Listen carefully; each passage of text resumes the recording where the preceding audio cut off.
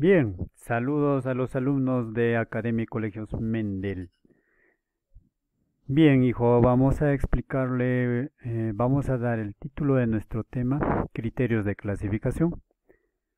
Como bien habíamos estado estudiando, parte de la taxonomía, la sistemática, y lo último que vimos, la nomenclatura, ¿no? Vamos a ver ahora los criterios de clasificación. ¿Cuáles son estos criterios? Bueno, a grandes rasgos, podemos ver algunos criterios acá que son útiles para poder diferenciar a los seres vivos, como por ejemplo decirnos o fijarnos en el número de células que cuentan. No puede haber organismos unicelulares, pluricelulares. Entonces, los que están formados por una célula para este lado y los que estén formados por muchas para este lado. O dependiendo del tipo de célula que tienen, eucariota, procariota, es decir, con núcleo verdadero, sin núcleo verdadero, ¿correcto? O por la nutrición, que hablamos también de la digestión, nutrición, fabrican su propio alimento, buscan alimento, autótrofos como plantas, heterótrofos como los animales, es decir, nosotros, o en la digestión, cómo destruyen el alimento para convertirlo en partículas tan pequeñas y puedan ser asimilados, absorbidos por nosotros o por el ser vivo. Puede ser externa, como lo podría ser un animal inferior podría ser que recién muestre, ¿no? Los celenterios, o como nosotros que lo hacemos a nivel de nuestro estómago. Y la interna, indudablemente, no están hablando de aquella que se realiza dentro de la célula, ¿no? O por la presencia de tejidos, ¿no? Con tejidos como nosotros, que tenemos tejido nervioso, tejido conjuntivo, epitelial, muscular, o aquellos que no tienen tejidos pero parecen que sí lo tuvieran cuando son seres pluricelulares, como podría ser el cuerpo de una alga, que no muestra un verdadero tejido, o el cuerpo de una esponja. Bien, así como estos criterios, podemos ver ahora los criterios para nuestra taxonomía general que estamos haciendo, una anatomía comparada, una embriología, una bioquímica, una citogenética y una genética molecular.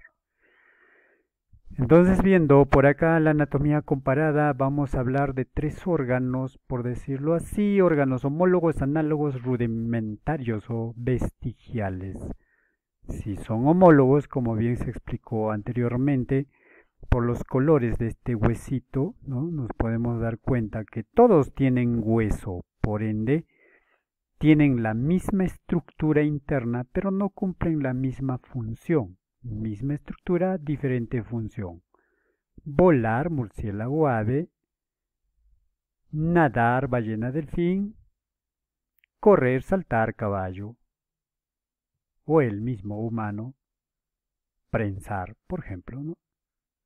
Entonces tienen la misma estructura interna, pero diferente función. Órganos análogos, diferente estructura, misma función. A ver, un murciélago, un insecto, vuelan, ala de un murciélago, ala de un insecto, tienen la misma función. Pero internamente tienen las mismas estructuras. No, maestro. Este tiene otro tipo de tejidos, como hemos visto, y este tiene algunas sustancias que le brindan la consistencia al ala de este insecto. En otros casos puedo ver, por ejemplo, la comparación entre este insecto llamado ciervo volante, ¿no? Que presenta cuernos para combatir entre ellos, así como lo tienen los ciervos machos, también combaten con sus cuernos. Misma función, diferente estructura interna. Y si hablamos de los órganos vestigiales o rudimentarios, son también pruebas anatómicas de la evolución, pruebas anatómicas de una evolución. ¿Ves? Son órganos rudimentarios, atrofiados, que revelan un paso evolutivo, ¿no? Revelan un paso evolutivo. Por ejemplo, el coxis en la columna vertebral son pequeñas vértebras fusionadas en el vestigio de un pasado evolutivo con cola.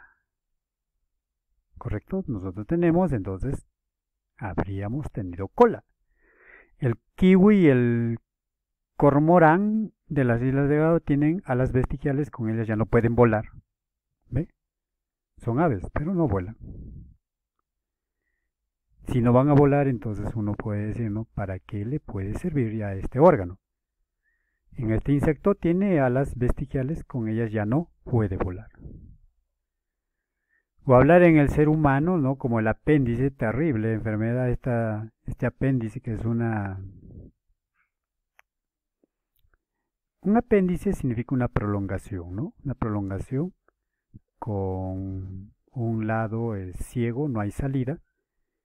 Y se dice ¿no? por la comparación que los animales que se alimentan de plantas han de tener tubos digestivos muy largos y los que son netamente carne pequeños. Y que mientras tuvieran tubos largos podían hacer una especie de fermentación, ¿no? Quizás esto encaja en esa parte y ya no es útil para nosotros, obviamente, ya que no somos netamente vegetarianos, ¿no? Más allá de esa definición que se tenga, hay personas vegetarianas, más allá de eso, ¿no? Las vértebras, como se explicó, la muela del juicio, a algunos ya no les logra salir, ¿no? Y algún calificativo, tú eres más evolucionado, dice. Claro, porque en sí sale, sufre caries rápidamente, causa dolor. La membrana nictitante, que es propio de organismos acuáticos, que aún nosotros lo presentamos, o el vello corporal, ¿no? El vello corporal o el pezón en el varón. ¿Ve? Entonces hay unos cientos órganos en el humano que ya son considerados bajo ese término. La embriología es otra parte que nos ayuda a comprender esto como un criterio de clasificación porque estudia el desarrollo embrionario. Por ejemplo, acá tenemos ¿no? Al inicio cuando se une óvulo espermatozoide y los primeros días de desarrollo parecemos todos iguales y conforme pasa el tiempo vamos viendo un cambio hasta llegar al distintivo como es pez, salamandra, pollo, cerdo, hombre, ¿no? Por ahí alguien dice que acá este desarrollo vamos a hablar de una rama que se llama ontogenia, que dice el desarrollo de un individuo, pero este desarrollo en las primeras partes de su vida, ¿no? Dice que la ontogenia es una recapitulación rápida y breve de la evolución, de la filogenia. Entonces, ver el estudio nos puede entender cómo ha ido evolucionando y obviamente la filogenia es la historia evolutiva de las especies. Pues usted verá acá, por ejemplo, en el ser humano, nuestro cráneo a nivel de huesos, cómo ha ido cambiando dependiendo, ¿no? De qué tipo de homínido habríamos estado estudiando y cómo acá está el sapiens y podemos ver cómo esta mandíbula, ¿no? La mandíbula se va cerrando básicamente, ¿no? Ahí está, una evolución. Esto me permite conocer, ¿no? La bioquímica es analizar la composición molecular de las vías y las vías metabólicas. Hay más similitud bioquímica cuando existe más cercanía evolutiva. ¿Se da cuenta? O sea, sí me permite, por ejemplo, analizar proteínas como hemoglobina histonas, que es una proteína del núcleo celular, o procesos metabólicos como síntesis de proteína, glucólisis, fotosíntesis. A ver, hablemos de la fotosíntesis. Fotosíntesis, por ejemplo, algo me está fallando acá. Ya, la fotosíntesis, por ejemplo, es sabido que tiene forma, ¿no? Lo realiza, por ejemplo, una planta, toma CO2, dióxido de carbono, agua, con la luz solar y sus clorofilas que él tiene lo convierte en hidratos de carbono, que es glucosa, liberando oxígeno. Es un fenómeno, es un proceso metabólico, anabólico, básicamente, y podemos ver nosotros acá que la fotosíntesis tiene dos reacciones, la reacción luminosa y la reacción oscura. La reacción luminosa se divide en cíclica y acíclica. Cuando es cíclica, utiliza un fotosistema, es un conjunto, un movimiento de electrones donde recibe el fotón luz y la clorofila se excita y pierde un electrón y este regresa otra vez a esta clorofila produciendo ATP.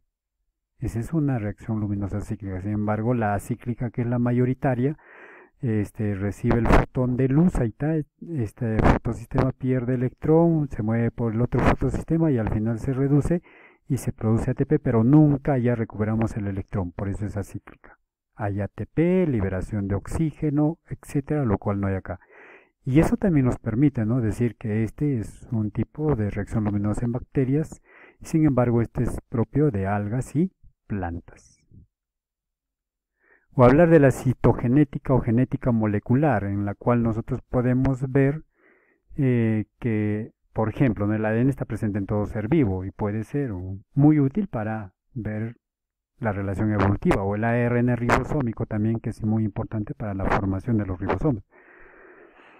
Por ejemplo, en el estudio de la estructura y morfología cromosómica, como podemos ver acá, cromosomas, ser humano tiene 46, chimpancé 48, perro 78, toro 60, helecho más de 500 cromosomas.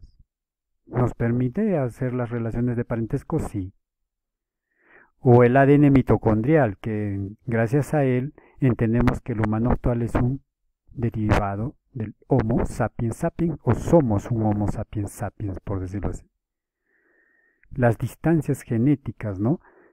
Diferencia entre los pares del ADN entre los homínidos, entre un chimpancé y un humano hay una distancia de 1,6% más o menos. Recuerde que todo este término cromosoma, genes, bases de ADN, nosotros en nuestras células tenemos un núcleo donde hay cromosomas, ahí está el cromosoma de cuerpo, pero si estiramos el hilito que forma ese cromosoma, este es un ADN y un segmento de ese ADN es el gen que tiene la información de nuestras características hereditarias. Todo esto ayuda al parentesco entre los seres vivos. Ok, hijo. Muy bien, ahí nos quedamos. Cuídate.